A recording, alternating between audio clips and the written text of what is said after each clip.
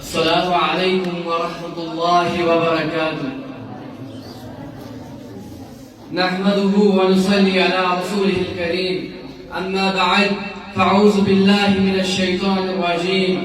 بسم الله الرحمن الرحيم. اقرأ باسم ربك الذي خلق، خلق الإنسان من علق.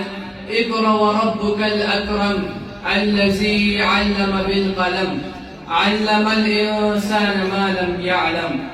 أيها المسلمون، إن العلم نور والجهل ظلمة، وله أهمية كبيرة في الإسلام، تزير بالوحي الأول في غار حراء على النبي صلى الله عليه وسلم.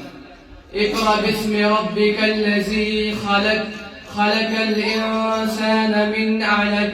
اقرأ وربك الأكرم الذي علم بالقلم، علم الإنسان ما لم يعلم.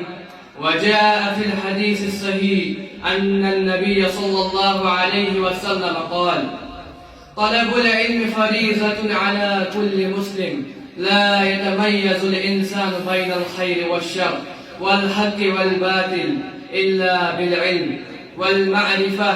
صاحب العلم على الخير والحق بعلمه وعمله، ولكن صاحب الجهل على الضلالة. الإنسان يخرج على الدرجات الأولى بالعلم، لا يمكن الشرف والفضيلة بدون العلم.